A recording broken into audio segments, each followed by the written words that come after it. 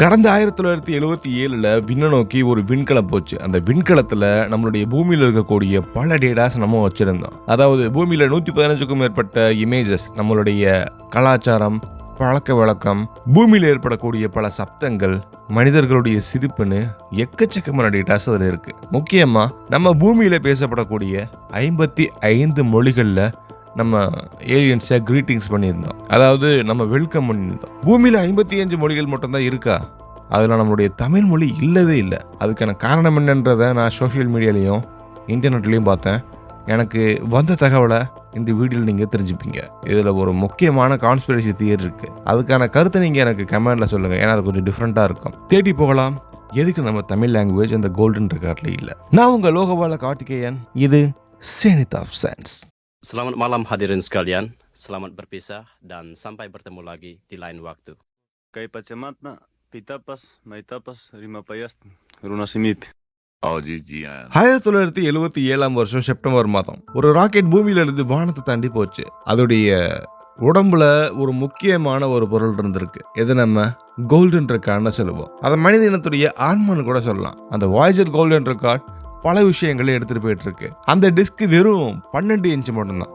அந்த gold plated copper disk. அதுல 115 images இருக்கு. மனித முகங்கள், மரங்கள், மலை, பூமியோட சில முக்கியமான இடங்கள், உதாரணத்துக்கு தாஜ்மஹால் மாதிரியான இமேஜஸ் அதில் நம்ம சேர்த்துருக்கோம். பல விஷயங்களை சேர்த்து நம்ம அந்த கோல்டன் ரெக்கார்ட்ல பூமியில 55 மொழிகள்ல அந்த ஏலியன்ஸை நம்ம வெல்கம் பண்ணியிருக்கோம். அதுல பல லாங்குவேஜஸ் இருக்கு. Hello from the children of the planet எர்த்னு ஆங்கிலத்துல இருந்து நமஸ்தே, சலாம் அப்படின்னு எக்கச்சக்கமான லாங்குவேஜஸ்ல நம்ம வெல்கம் பண்ணியிருக்கோம். அதுல மொத்தம் 55 மொழிகள்ல இருக்கு. பூமியில பலருடைய வாய்ஸ்ல ஒன்னா சேர்ந்து பிரபஞ்சத்துல அங்க ஃபியூச்சர்ல ஏலியன்ஸ் பார்த்தாங்கன்னா அவங்கள நம்ம வெல்கம் பண்ற மாதிரியான ஒரு ஒற்றுமையை நம்ம வெளிப்படுத்திருக்கோம். இந்த ஒட்டுமொத்த வேலையுமே கார்ல் சேகனுடைய டீம் தான் பண்ணிட்டு இருந்தாங்க. அதுல எக்கச்சக்கமான பேர் இருந்தாங்க. For example Ann Druyan, Frank Drake, Linda Salzman சேகன்னு எக்கச்சக்கமான விஞ்ஞானிகளும் தத்துவவாதிகளும் கலைஞர்களும் இதுல இருந்தாங்க. அவங்களுடைய நோக்கம் ஒண்ணுதான். ஒரு நாள் யாராவது இதை கண்டுபிடிச்சா நம்ம யாருன்னா அவங்களுக்கு தெரிஞ்சுக்கிறணும். இதனாலதான் அந்த கோல்டன் ரெக்கார்டுடைய கவர் பிளேட்ல ஹைட்ரஜன் ஆட்டம் ஃப்ரீக்வன்சியை அட்டாச் பண்ணியிருக்காங்க. பல்சர் மேப், அதாவது இந்த எழுதுடைய லொக்கேஷனை காட்டியிருக்காங்க. அடுத்து பிளேபேக், அதை எப்படி அட்டாச் பண்ணணும், எப்படி அதை ப்ளே பண்ணணும் அப்படிங்கிறத கொடுத்துருக்காங்க. அதுக்கு நீங்கள் என்ன ஃப்ரீக்வன்சி யூஸ் பண்ணணும் அப்படின்றத ரொம்ப டீட்டெயிலாக கொடுத்துருக்காங்க. ஸோ இவங்களுடைய நோக்கம் அதை எப்படியாவது ப்ளே பண்ணி உள்ளே இருக்கிற லாங்குவேஜஸ் அந்த இமேஜஸை எல்லாரும் தெரிஞ்சுக்கணும். 2 ஸ்பேஸ் ப்ரோப், அதாவது வாய்ஜர் 1 அண்ட் வாய்ஜர் 2 ரெண்டுமே 1977 ஆகஸ்ட் 20ஆம் தேதியில் புறப்பட்டுச்சு. இன்னொன்று செப்டம்பர் 5ஆம் தேதி.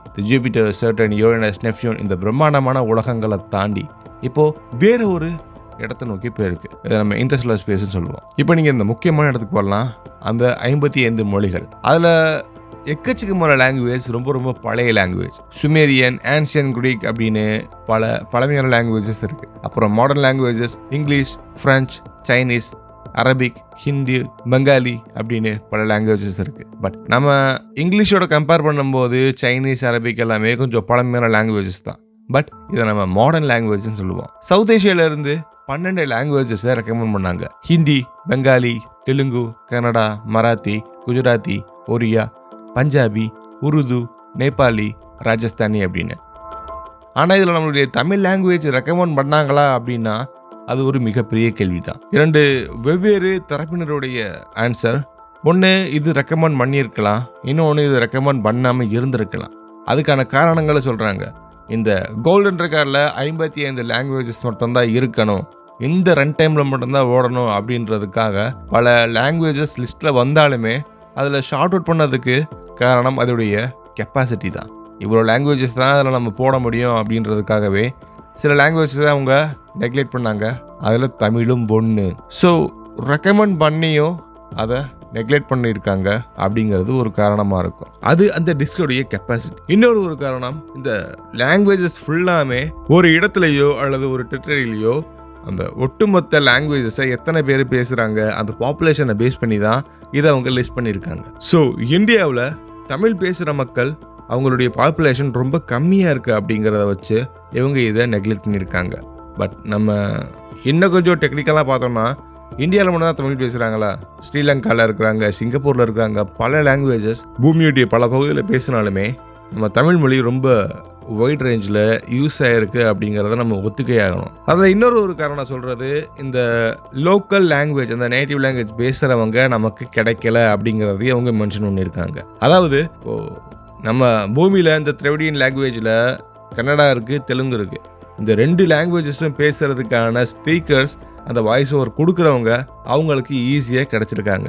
பட் அது கரெக்டான வாய்ஸ் ஓவர் கொடுக்குறவங்க தமிழில் கிடைக்கல அப்படிங்கிற ஒரு காரணமும் அப்போ அவங்க நினச்சிருக்காங்க. சவுத் இந்தியாவில் இருக்கக்கூடிய லாங்குவேஜஸ் எல்லாமே ஒன்று சேர்த்தோம்னா அதை நம்ம திராவிடியன் லாங்குவேஜ்னு சொல்லுவோம். ஸோ டாக்டர் கார்ல் சேகன் இந்த லாங்குவேஜஸ் எல்லாமே ப்ளே பண்ணி அதை ரெக்கார்ட் பண்ணி அவங்க கொடுத்ததுக்கப்புறம் ஒரு இன்டர்வியூவில் சொல்லியிருக்காராமா, we could have include more Dravidian languages if bureaucracy hadn't limited us அப்படின்னு சொல்லியிருக்காரு. அதாவது தமிழ் கன்சிடர் பண்ணியிருக்கலாம், ஆனால் ஃபைனலிஸ்ட்டில் அது கட் ஆஃப் பண்ணப்பட்டிருக்கு. அவர் சொன்ன அந்த வார்த்தைக்கான சரியான அர்த்தம், அதிகாரத்துவம் அவங்கள மட்டுப்படுத்தாமல் இருந்தால் இன்னும் பல லாங்குவேஜஸை இதில் ஆட் பண்ணியிருக்கலாம். இது நீங்கள் பொலிட்டிக்கலாக எடுத்துக்கிட்டாலும் சரி, இல்லை டெக்னிக்கலாக அந்த டிஸ்கோடைய கெப்பாசிட்டி இவ்வளோ தான் அப்படின்றத நீங்கள் எடுத்துக்கிட்டாலும் சரி. ஸோ நமக்கு தமிழ் லாங்குவேஜ் அதில் சேர்க்கறதுக்கான காரணங்கள், பல விஷயங்கள் நம்மளை தடுத்துருக்கு. பாயிண்ட் 1, இந்த டிஸ்கோடைய கெப்பாசிட்டி அவ்வளோதான் இருக்குது, 55 லாங்குவேஜஸ் தான். அந்த 55 லாங்குவேஜஸ் என்னன்றதை பார்க்குறதுக்கான அடுத்த காரணம், இந்த இடத்துல அதிகமாக பாப்புலேஷன் எந்த லாங்குவேஜை யூஸ் பண்ணுறாங்க அப்படிங்கிறத பேஸ் பண்ணி தமிழ் அவ்வளோவா பேசப்படாத லாங்குவேஜ் அப்படின்ற இடத்துக்கு வந்திருந்திருக்கு. அடுத்ததாக தமிழ் லாங்குவேஜ் நம்ம எடுத்துட்டாலுமே அதை கரெக்டாக ப்ரொனவுன்ஸ் பண்ணி ஸ்பீக் பண்ணுறதுக்கு சரியான ஸ்பீக்கர் கிடையாது. தென் இந்த ப்ராஜெக்ட் ஒரு குறிப்பிட்ட டயத்தில் முடிச்சாகணும் அப்படின்ற ஒரு கட்டாயம், இதனால் தமிழ் லாங்குவேஜ் இதில் சேர்க்கப்படலை. இதெல்லாம் ஓரளவுக்கு அக்செப்ட் பண்ணியிருக்கக்கூடிய காரணங்களாக இருக்குது. இன்னொரு கான்ஸ்பிரசி தியரி ஒன்று வந்துச்சு. இதை பார்க்கும்போது எனக்கு டிஃப்ரெண்ட்டாக இருந்துச்சு. அதாவது நம்ம தமிழ் லாங்குவேஜ் அந்த ஏலியன்ஸ் முன்னாடி பேசியிருக்காங்க. அப்படி பேசுகிறவங்களுக்கு நம்ம தமிழ்லையே பேசுகிறோம்னா கரெக்டாக லொக்கேஷனை கண்டுபிடிச்சி வந்துடுவாங்க. இதன் காரணமாக தான் நம்ம தமிழ் லாங்குவேஜை அதில் நம்ம சேர்க்கலை. இது ஒரு காரணமாக நான் பார்த்தேன். ஆனால் சரியாக யோசிச்சு பாருங்களேன், அவங்க ஏலியன்ஸ் பார்த்து நம்ம பூமிக்கு வரணுன்றதுக்காக தான் நம்ம அனுப்பியிருக்கோமே தவிர வரக்கூடாது அப்படின்றத அனுப்பியிருக்கோமா? ஸோ இது எந்த வகையில் அக்செப்ட் பண்ணுறதுன்னு தெரியல. இது கொஞ்சம் டிஃப்ரெண்ட்டாக இருந்துச்சு. உங்களுக்கு இதை பற்றின கருத்து இருந்துச்சுன்னா கீழே கமெண்ட்டில் சொல்லுங்கள். அண்ட் ஃபைனலி நான் ஒன்று சொல்கிறது என்னன்னா, அந்த கோல்டன் ட்ரக்கால நம்ம தமிழ் லாங்குவேஜ் இல்லை அப்படின்றதுக்காக நம்மளுடைய ஹிஸ்ட்ரி மறைஞ்சு போகிறதில்ல. ஜஸ்ட் அது ஒரு ஸ்பேஸ் கிராஃப்ட், அது ஒரு மிகப்பெரிய பிரம்மாண்டமான ஸ்பேஸ் ஓடம் தான். ஆனால் அது ஒரு காரணம் மட்டும்தான் ஒரு குறிப்பிட்ட லாங்குவேஜை மேலே ஒரு படி தூக்கி காட்ட போகுது அப்படின்றது இல்லை. ஸோ நம்ம ஃப்யூச்சரில் பார்க்கலாம், இன்னும் ஒருவேளை இந்த மாதிரியான கோல்டன் ரெக்கார்ட் மாதிரியான வேறு ஒரு ஸ்பேஸ் கிராஃப்ட் பூமியிலேருந்து போகலாம். அதில் ஒருவேளை நம்ம தமிழ் லாங்குவேஜஸை அதில் சேர்க்கலாம். ஸோ வீடியோவில் தான் உங்களுடைய கருத்து எனக்கு கமெண்டில் சொல்லுங்கள். இதே மாதிரி டிஃப்ரெண்ட்டான வீடியோவில் கண்டிப்பாக நம்ம சேர்ந்தே பயணிக்கலாம். பாய்.